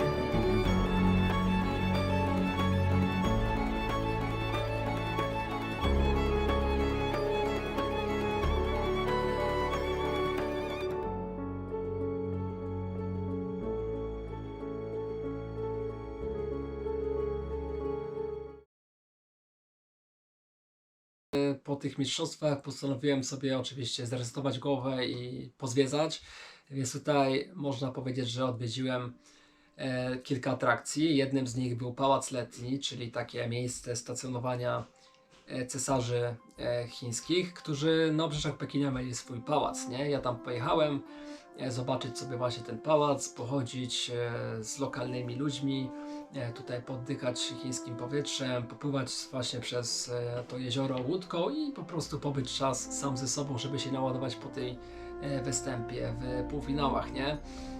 Także ten czas mocno mnie naładował, nie? I był takim czasem refleksji, spokoju i takiego trochę dystansu od tego, co się wydarzyło. Także Pałac Letni, świetne miejsce, warto odwiedzić, warto zobaczyć te kadry i tam oczywiście udało mi się zdobyć też różne lokalne pamiątki, w tym też kosmetyki z letniego pałacu, które oczywiście podarowałem potem w prezencie z Chin. W środku tutaj tej wyspy jest taka świątynia, a w niej taka figurka, nie wiem czyja to figurka, czy to jakiegoś cesarza, boga, czy kogo, ale możecie sobie zobaczyć, sylwetka chyba też smoka, albo cesarza o twarzy smoka, nie jestem w stanie wam powiedzieć, nie znam do końca kultury chińskiej, tradycji, ale no tak to tu wygląda, jest tutaj pod oknem, nie? Także trzeba by doczytać, poedukować się właśnie w temacie historii Chin, żeby wiedzieć dlaczego ci ludzie czczą tak tutaj jakieś takie różne właśnie tygrysy, smoki, inne takie rzeczy. Jestem na pałacu, tutaj król i królowa. Patrzcie na to. Puff, Shen z Kung Fu Pandy oraz tutaj smoki, taki jak ten. Te wszystkie symbole nie wzięły się znikąd z tej bajki, można powiedzieć, tylko właśnie rzeczywiście to wszystko jest zaczerpnięte kulturą chińską, nie?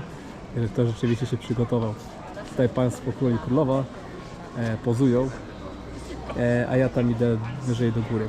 Zostało 1% baterii, mam nadzieję, że nagram wam jeszcze górę. Patrzcie na to. Grubo, co?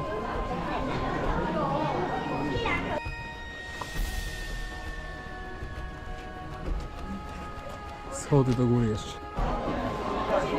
Tutaj też taki dziedziniec, kolejna z atrakcji. Takie coś, nie?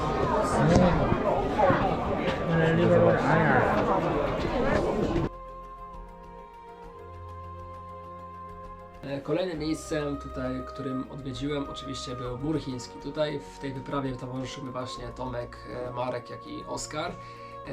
Z tego co już wiecie, Oskar oczywiście zdobył swój medal, czyli srebro, o czym nie powiedziałem, w kategorii senior na 3 km w niedzielę, w sobotę. No i właśnie tutaj Oskar wybrał się również taką wyprawę na Mur Chiński. No i taki właśnie Mur Chiński jest miejscem, które rozciąga się 9000 km właśnie na granicy chińsko-mongolskiej. No i tutaj służyło to głównie do tego, żeby zwiedzić sobie i zobaczyć ten cud świata, nie? Więc tutaj zarówno Oskar, czy właśnie Marek, czy Tomek byli naprawdę bardzo mocno podjarani tym faktem, żeby to zobaczyć, ja też. No i pojechaliśmy właśnie drogą właśnie Didi, taką lokalną taksówką pod bramy Butanaju, czyli taką, wiecie, bramę Muru Chińskiego, czyli tej części takiej nowoczesnej, od 1400 roku budowanej, czyli ma jakieś 600 lat. A więc dzień dobry Państwu, dotarliśmy tutaj do wioski Maju Taju. Tutaj skąd startuje szlak na mur. Dzisiaj niedziela, całkiem sporo turystów tutaj będzie, ale pewnie wjedziemy kolejką do góry i zjedziemy sobie w dół. Także mur już widać, pokażę wam mniej więcej gdzie tu jest. Gdzie wycieczka z chłopakami z ocerów, z mistrzem świata Masters Markiem, wicemistrzem na trójkę w senior Oskarem i Tomkiem, mistrzem Polski. Także ekipa mistrzów. Tam jest fragment muru. Nie wiem, czy tam idziemy, czy gdzieś tam, ale jest. Także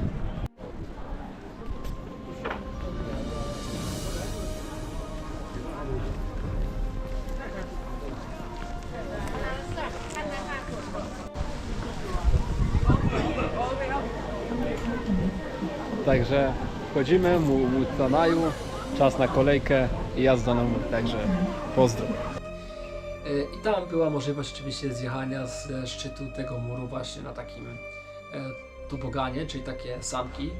No i ten mur chiński sobie zobaczyliśmy, w związku z tym wjechaliśmy kolejką na górę, pochodziliśmy sobie w to i we w to, porobiliśmy sobie parę zdjęć, zobaczyliśmy właśnie, że ten mur jest naprawdę na pięknej scenerii, na wzgórzach zbudowany. Podchodzimy sobie od miejsca, gdzie była kolejka, do końca tego muru i co się okazuje, mur jest zablokowany, nie? Jest jakby nie da się przejść, trzeba tylko iść z powrotem. A więc doszliśmy do końca muru, tam mur się kończy, nie da się przejść. Ta część Mutai Hai, jak się tam nazywa, kończy się w tym miejscu, także taką.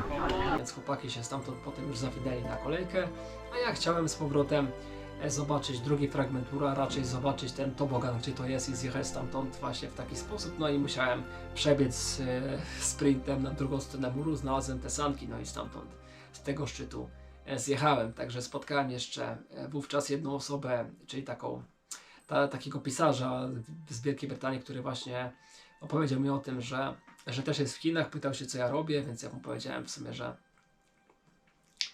że tutaj przyjechałem na Mistrzostwa Świata i że byłem 8 tam, że o super, że jesteś 8 na świecie. Ja mówię, no że okej, nie, jakby zrobiliśmy sobie zdjęcie, on zrobił te zdjęcie, ma na swoim telefonie, więc niestety go tutaj nie wrzucę, ale właśnie taką przygodę wspólnie przeżyliśmy, stojąc w kolejce i czekając na zjazd tutaj w dół. Więc po całym zjeździe zjechałem, ciesząc się chwilą, się do lokalnego autobusu tutaj, no i stamtąd już pojechałem z powrotem do hotelu, nie? Także w ogóle przyjechałem tym autobusem i nawet nie wiedziałem, że mnie tutaj wysadzi, nie? Beka. Jechałem prosto z muru chińskiego, tutaj lokalnym jakimś transportem chińskim i wysadził mnie centralnie przy stadionie, także mega. Dzięki za dziś, tyle z muru chińskiego, także spoko wycieczka za miasto, mam nadzieję, że Wam się podobało.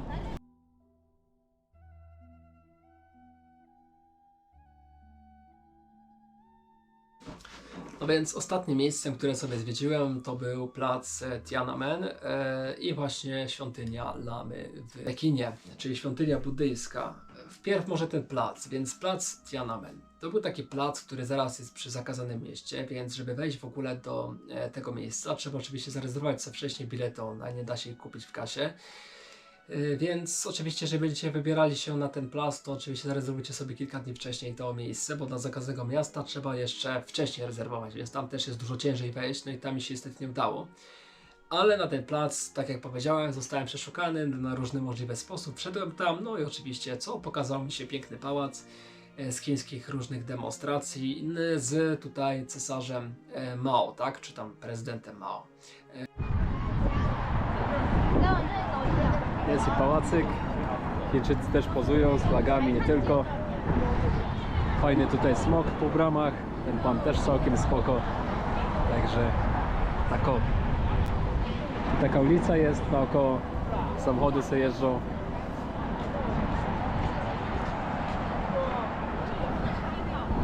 No i ten plac był świadkiem różnych wydarzeń z historii, możecie sobie poczytać. Ja tam nie wiedziałem w sumie, co ten pan oznacza oraz dlaczego ci Chińczycy tak bardzo mocno się tym wszystkim emocjonują, więc po prostu kamerowałem tą okolicę i cieszyłem się chwilą. Wokół tego placu jest również taki plac cesarski, tam można pochodzić sobie po ogrodach, zobaczyć właśnie pomniki, głazy, drzewa czy właśnie architekturę. No i to jest ekstra, się płaci tam ze 3 czy tam 10 juanów, bardzo tanio to jest i stamtąd już 3 juany płaciłem. Stamtąd się płaci 3 juany i potem już właśnie idzie się dalej, nie?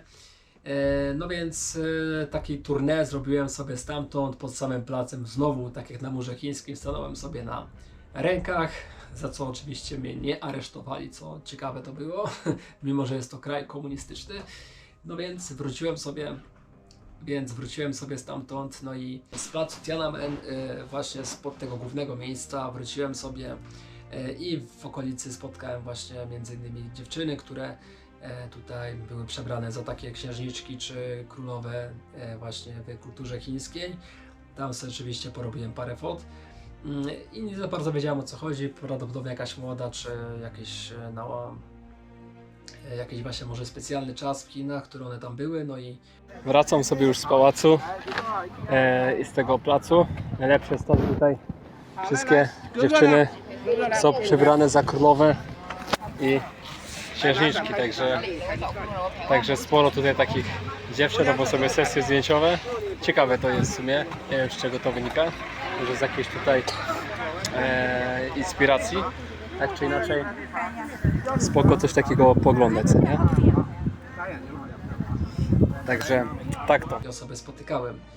Natomiast trasa stamtąd do świątyni buddyjskiej nie była wcale daleka, więc zdążyłem sobie skoczyć na obiad i właśnie skoczyć pod świątynię buddyjską, która jest tutaj naprawdę, w której naprawdę jest co opowiadać, bo tam działo się chyba najgrubiej, nie? Jechałem tam, no i przechodzę przez te bramy, oczywiście płacę za bilet w kasie, bo poza zakazanym miastem czy właśnie placem, no to te miejsca pozostałe teoretycznie można wykupić bilet w kasie, jest to ok, nie? Czy na Mur Chiński. Tak samo tam można kupić bilet w kasie. Przechodzę przez te bramy, idę sobie na ten plac i tutaj pierwsze co, no widzę tutaj jakieś lokalne pomniki Buddy. Przechodzę po lewej stronie, wchodzę sobie do miejsca. I tam co widzę sobie za szkłem siedzącego Buddę, który ma na szyi swastykę, nie? Z twarzy Buddy.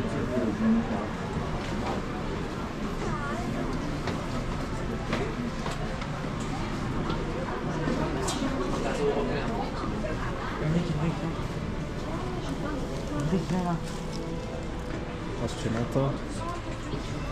Budda, a patrzcie co ma na szyi, nie? Ten symbol tutaj, zanim został przywłaszczony przez pana z wąsem, dawniej symbolizował symbol no chyba szczęścia w filozofii buddyjskiej, tak czy inaczej takie coś tutaj jest i że warto o tym powiedzieć. To taki symbol, wiecie, dla nas odrzucający symbol, wiadomo z czego się kojarzy, a tam symbol, wiecie, szczęścia i jakiegoś nowego początku, nie? Więc zupełnie to był taki bardzo mocny kontrast między tym, co ludzie w Europie interpretują z zapożyczonych symboli, nie? Tam może to znaczyć zupełnie coś innego, a u nas zupełnie coś innego, no i tak nacechowany symbol stanowił bardzo mocny kontrast. Potem przechodziłem sobie i widzę, że ludzie tak jak u nas w chrześcijaństwie się kłaniają do różnych tutaj pomników czy symboli, tak samo do różnych obrazów przedstawiających właśnie Buddę też się kłaniali, także tak to wyglądało. Potem szedłem dalej do centrum tego miejsca i tam widzę obrazek, w którym jest, wiecie, jest dym.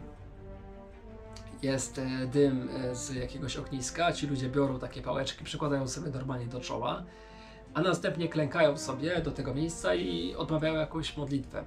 Nie do końca znałem ten rytuał, więc było to dla mnie trochę dziwne, ale podobnie jak u nas w Wielką Sobotę też się czci na przykład ogień, tak samo tam wydaje mi się, że też jakaś intencja, być może w kierunku jakichś duchów, czy zmarłych, czy właśnie w intencji być może czegoś tam. Tak właśnie taki zwyczaj widziałem, nie? Potem przechodzę sobie do kolejnego pomieszczenia, tam znowu jest sylwetka Buddy, który sobie medytuje. Patrz na tego Buddę tam dużo, nie? Kawał posągu. Tym razem większa jest złota.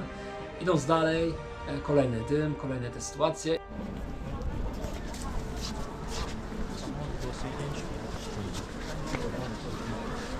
I nagle przechodzę przez pomieszczenie, w którym to widzę trzy takie właśnie podobizny wojowników, tak? I widzę, co oni mają, tak? I widzę, że jeden po prostu to jest jakiś jaszczur, drugi to jest jakiś smok, a trzeci to jest nie wiem co w sumie. I takie, słuchajcie, pomniki były koło siebie pod taką gablotką. Słuchajcie, za mną jest kolejna świątynia i to też jest grube, bo w środku wiadomo jest kolejny złoty posążek Buddy, ale za nim jest w ogóle posążek smoka, nie? Nie wiem czy to widać z tyłu, ale do tego smoka, słuchajcie, też oni się modlą, nie? To jest w ogóle gruby temat, nie wiem. Tu na przykład jest coś takiego, że sobie pani obkręca takie takie rolki. Także no, ciekawy temat, trzeba by o tym poczytać i się dowiedzieć.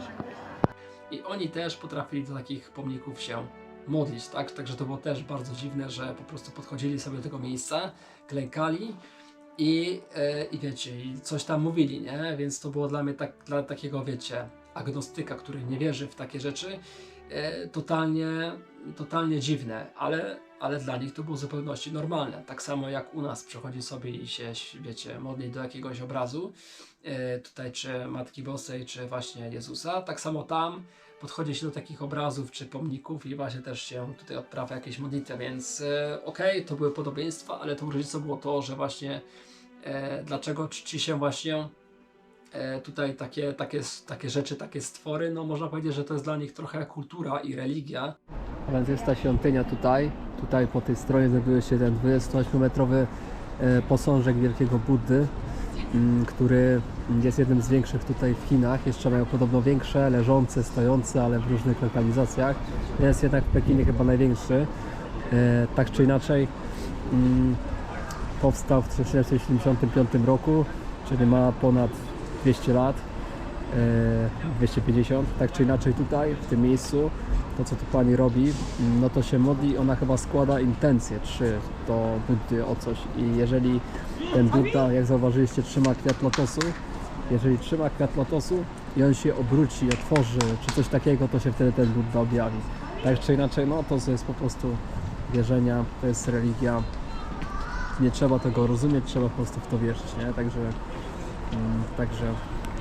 Także tak o, tyle chyba z tego miejsca. Bardzo w porządku miejsce, na pewno mnie to zainspirowało do tego, żeby trochę poczytać na temat tej religii, no i być może więcej zrozumieć po to, żeby lepiej potem wam to opowiadać, ale tak czy inaczej, no sylwetka 28-metrowego Buddy robi wrażenie, co nie?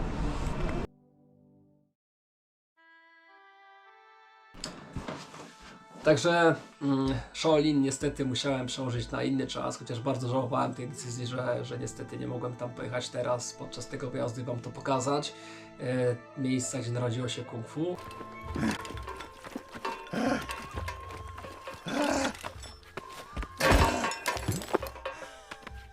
You dragged me all the way out here for a bath? Panda, we do not wash our pits in the pool of sacred tears. Huh? The pool of... This is where Oogway unraveled the mysteries of harmony and focus. This is the birthplace of Kung Fu.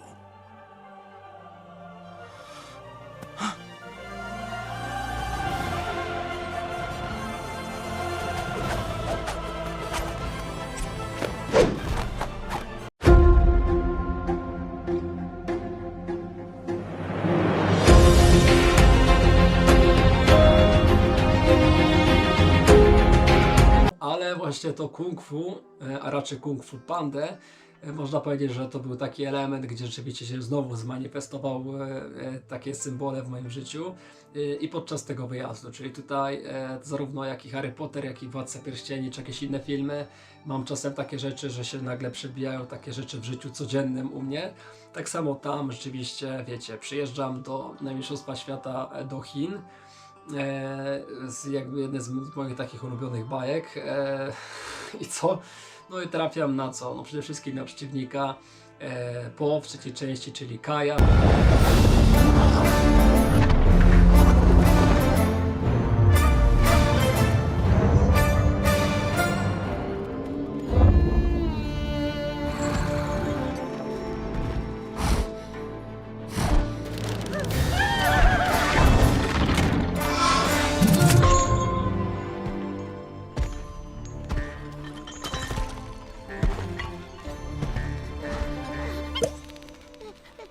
What is this place? My brother's farm? Ah. If I stepped on you, would you die? Yes. The mortal realm. You hear that, Oogway? I'm back. Kai has returned! Who? Kai. General Kai. Supreme Warlord of all China. Jak trafiam na Kaja w półfinałach, tak samo jak Kaj był za silny dla Po wtedy i właśnie Shifu, czyli tutaj taka wiewiórka mówi tutaj do Po, do Pandy, że musi się zostać mistrzem Chi, żeby właśnie opanować taką sztukę, będzie w stanie właśnie pokonać takiego Kaja. Sorry, Uguay. Would you stop doing that? How was your first day teaching? Humiliating. I heard. Who told you? Did Tigers tell you? I heard from Monkey and Crane and Mantis and your dad and Mrs. Chow from the gift shop and those ducks you just passed and Tigers told me. Yeah, well, did she also tell you that it'll never happen again? Because I'm done. Teaching or being humiliated? Both. I don't know why you ever thought I could teach that class. Oh, I knew you couldn't. What? You set me up to fail? Why? If you only do what you can do, you will never be more than you are now. I don't want to be more. I like who I am. You don't even know who you are. What do you... Of course I do. I'm the Dragon Warrior. And what exactly does that mean, Dragon Warrior? It means, you know, it's just going around and punching and kicking, defending the valley and stuff. Punching and kicking? You think that is what the great Master Oogway saw for you? A 500-year prophecy fulfilled, so you could spend your days kicking butt and running through town high-fiving bunnies. Yes? No! Oogway saw greatness in you, Paul, against my better judgment. More than you can see in yourself. Incredible power awaits you. Power beyond anything you can imagine.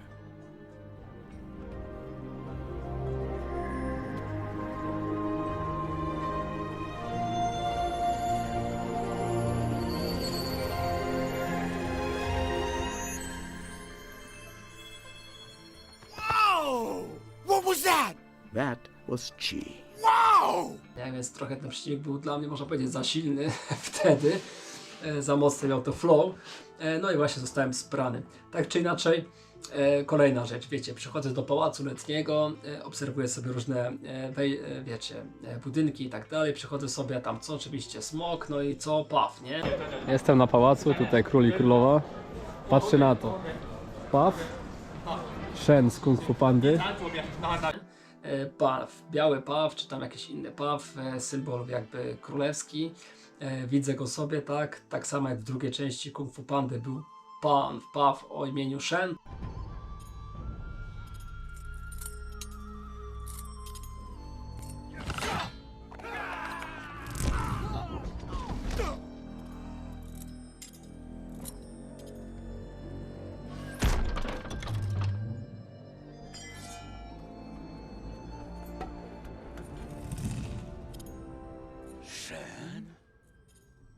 Dobry wieczór, panowie. W drugiej części Kung Fu Pandy był paw o imieniu Shen, tak samo ja tutaj rywalizowałem na torze Ocer 100 z przeciwnikiem z Chin, który miał też na imię Shen, także...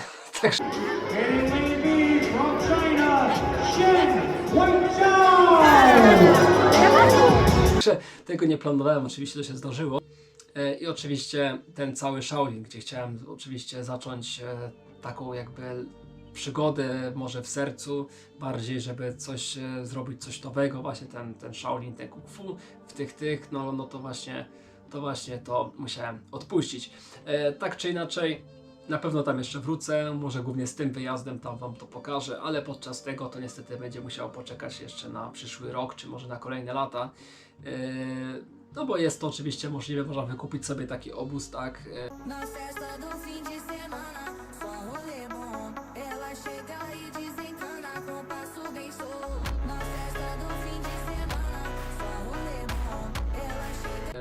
Można pokazać sobie klasztor, można wykupić sobie właśnie taki pobyt. Dzień, 2, 3, tydzień, miesiąc, ile chcesz. No oczywiście trzeba to zapłacić, nie? No i ale w ramach tego macie oczywiście kwaterę, wyżywienie, no i oczywiście lekcje kung fu, które są, można powiedzieć, trochę bardzo skrajne, nie? Tam potrafią, wiecie, kopać was po rękach, po nogach, po brzuchu, rozbijać wam, wiecie, kije bambusowe na rękach, na nogach, wiecie, w różnych dziwnych pozycjach musicie trzymać, każdy cios musi być wyprowadzony perfekcyjnie 1000 razy, żeby rzeczywiście był skuteczny, mają taką filozofię, nie? Ale żeby do tego się zbliżyć i to poczuć, no to trzeba tam się oczywiście wybrać, nie? Także to być może w przyszłości sobie zobaczycie u mnie na moim kanale, jak się tam wybiorę.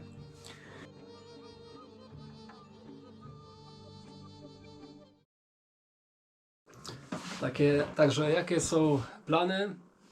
Wiecie, no jakby 2025 rok zakończył się tutaj mocnym projektem sportowym. Po statku Odyssey of the Sea, gdzie zrealizowałem większość rzeczy, których mówiłem, czyli zarówno zdobycie Kilimandżaro, jak i starty ninja w Stanach, jak i starty w Portugalii, w Szwecji. No i właśnie tutaj okazało się później, że do tego doszły też rekordy na linie, finał liny. Też doszły do tego właśnie te Chiny, czy różne rodzaje zawody ninja, czy OCR. No i tutaj tak naprawdę zużyłem dość mocną energię na to wszystko i oczywiście potrzebuję teraz czasu na to, żeby trochę układ nerwowy się zregenerował, żeby trochę podbudować się fizycznie, no i dopiero potem wrócę do jakichś mocniejszych treningów, ale no to trzeba jeszcze czasu.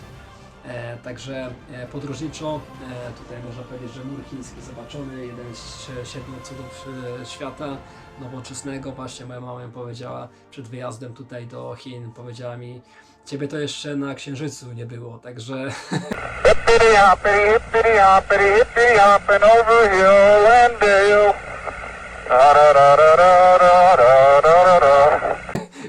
Kto wie, może i kiedyś, pewnego dnia też tam będę.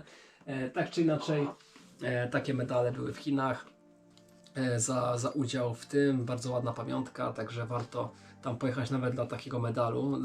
Za top 3 właśnie były takim ładnym, grawerowanym tutaj pudełeczku były takie medale, więc naprawdę warto też postarać się o to, żeby coś takiego zdobyć. Więc wiecie, jakie są moje plany? Na pewno odpoczynek, na pewno czas dla siebie, dla rodziny. Na pewno czas też nad tym, żeby wiele rzeczy sobie przemyśleć oraz też zaplanować i być może spróbować znowu. Także nie każdy wygrywa, gdy jest silniejszy, ale właśnie ten wstaje, co się podnosi, wstaje, próbuje po raz kolejny. Także mam nadzieję, że tak tym razem też będzie i że wrócę do Chin właśnie w celach też sportowych na Mistrzostwa Świata do Pekinu i być może tam też walczę medal czy też tytuł. Tak czy inaczej te plany trzeba odłożyć w czasie na kolejne lata. A teraz co planuję? Na pewno planuję czas albo tutaj w kraju, gdzie po prostu wrócę do pracy zawodowej i będę realizował tutaj lokalne rzeczy, albo być może ruszę ponownie na morze na kolejny kontrakt morski. Także jeżeli tak się również stanie, przez ten pewien czas będziecie tutaj na moim kanale oglądać właśnie przebitki z różnych podróży po morzach i oceanach oraz różnych portów czy destynacji, których aktualnie się wtedy wybiorę, więc być może ta cała epopeja sportowa i czas statku Odyssey of the Sea właśnie była takim i ten czas w Chinach był zwieńczeniem pewnej epoki i początkiem nowego rozdziału w moim życiu. Także pożyjemy, zobaczymy. Cześć.